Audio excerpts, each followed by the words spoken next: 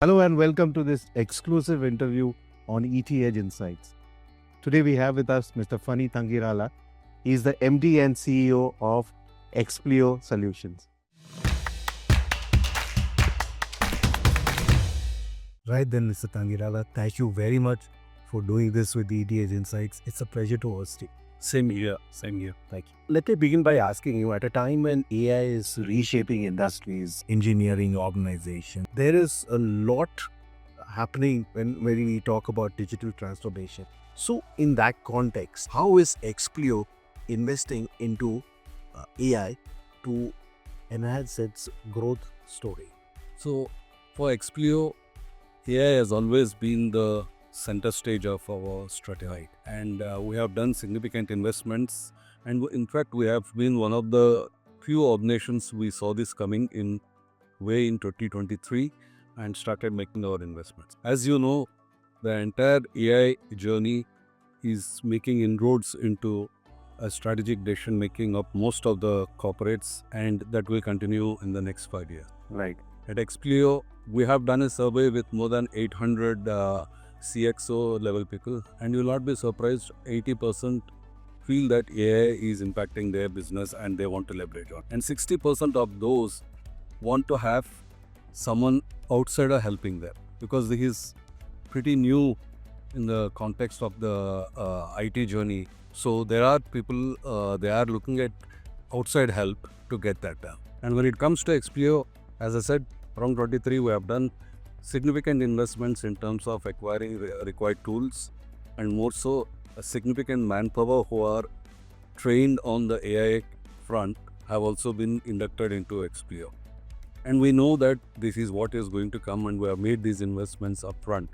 By virtue of it, we have closed totally around 50 plus POCs in the last 1 year to make our presence felt in the market, which have been appreciated very well. And this is what we want to thrive and then continue, because the industries which are looking at and where we are playing in, there seems to be a significant coincidence. For example, when you look at banking and financial services, life sciences, pharma, and retail, QSR, these are the ones where they have significantly depending on AI to reshape their growth strategies. And these are exactly the same industries we play in. We have been into banking and financial services, where fraud detection, fraud prevention, then algorithm-based trading and underwriting, these are the things which can get a super boost with AI, and these are exactly where we are. And in life sciences, if you see life sciences, pharma and healthcare, it is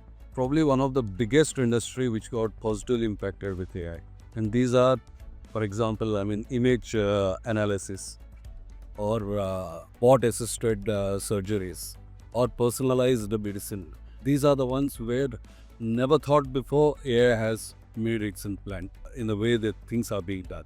And this is something which we will see significantly in the years to come. On the retail front, again, you can see a significant data being accumulated over the past years. And this is where it can help these organizations to very specifically cater to the specific needs of the customers, address their supply chain issues.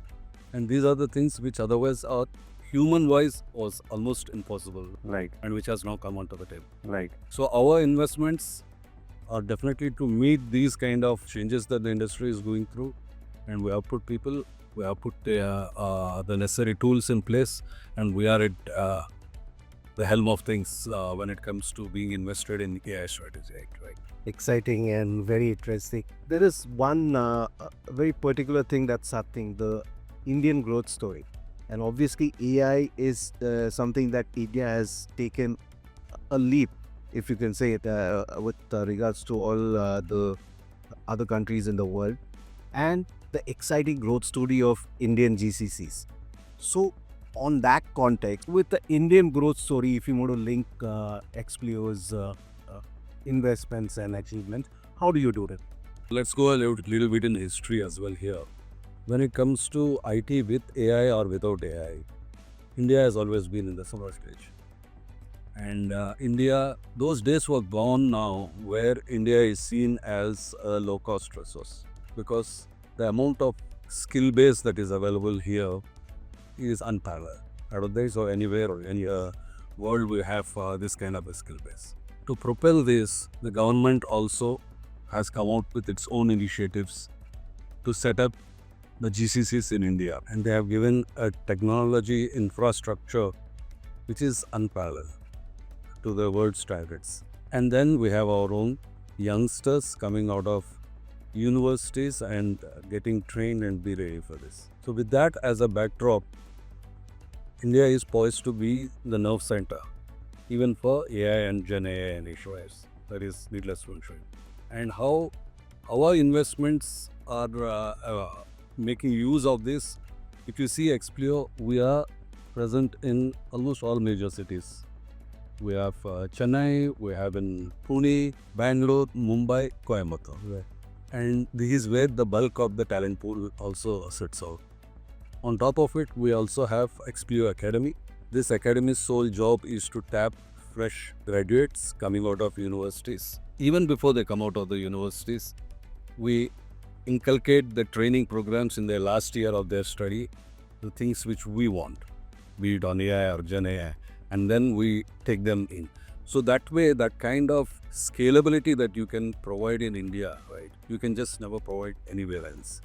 So with the support of government, with the cloud and kind of infrastructure, the IT infrastructure and the mobility between the cities being increasing, you don't find a better place than this, and Explio is right at every center.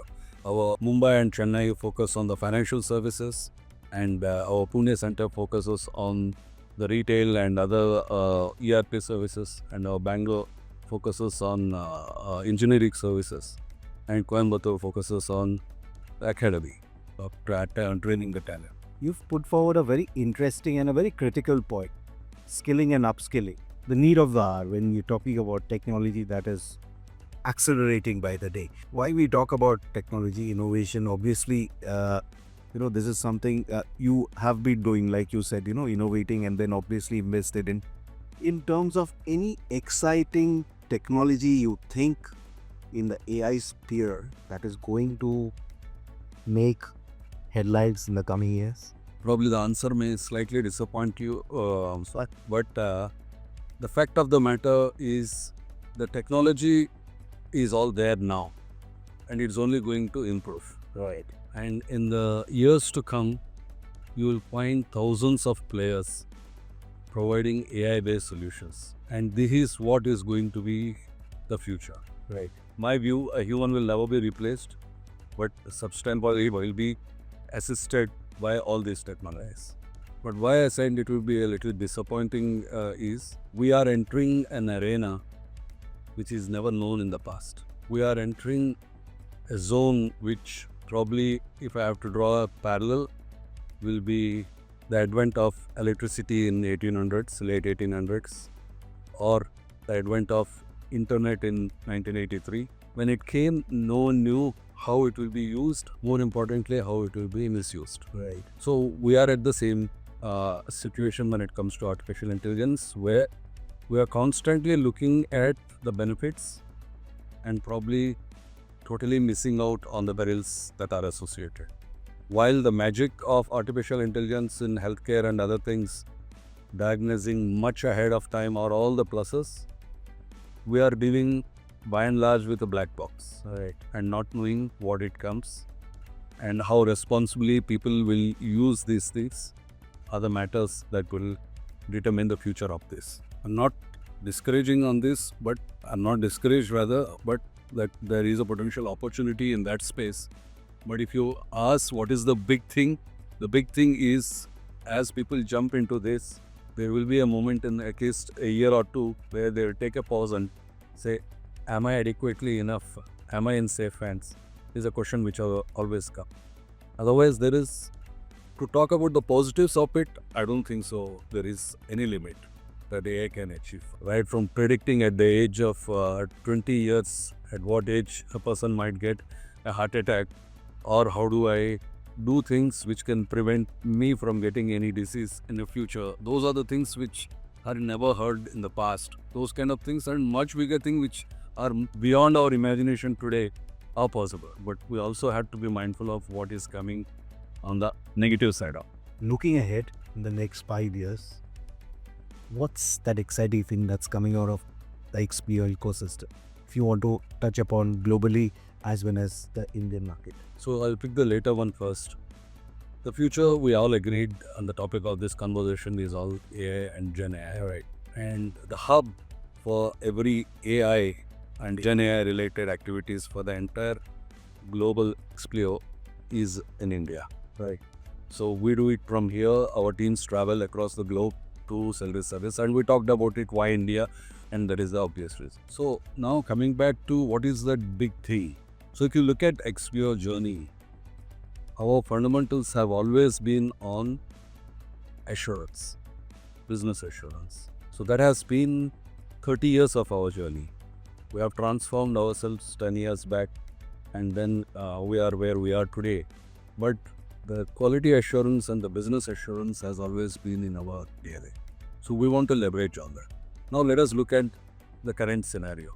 As I told, there will be thousands of service providers who will come into the market, and they will be all over the place providing these services. We want to be also a service provider, but that is more from a tactical point of view. From a strategic point of view, we want to position ourselves in a place which currently is in the white spaces, where we want to stand by the industry to give AI assurance.